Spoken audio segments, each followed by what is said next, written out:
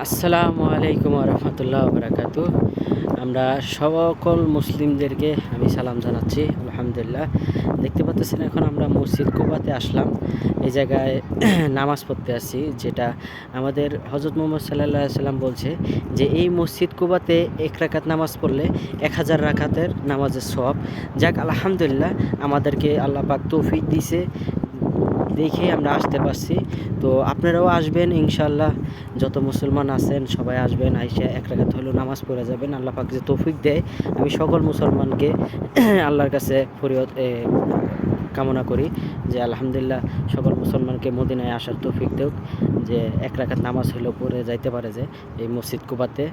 যে আসবেন ইনশাল্লাহ, দেখেন অবশ্যই মাশাআল্লাহ সুন্দর মসজিদ কুবাটা, ভিতরে আরও সুন্দর। আলহামদুলিল্লাহ আলহামদুলিল্লাহ, আল্লাহর কাছে লাখ লাখ শুকরিয়া যে এই জায়গায় আসার জন্য আমাদেরকে আল্লাহ পাক তৌফিক দিছে, যে আসতে পারছি। যে এই সেই মসজিদ কুবা আপনারা দেখতে পাচ্ছেন। এই যে আমরা ইনশাল্লাহ ভিতরেও যাব, ভিতরে ছবি তোলা নিষেধ, তারপরেও চেষ্টা করব দেখানোর জন্য আপনাদেরকে ভিতরে ছবিটা। তা আলহামদুলিল্লাহ, আসবেন সবাই, ভালো থাকেন। আসসালামু আলাইকুম ওয়া রাহমাতুল্লাহি ওয়া বারাকাতুহু।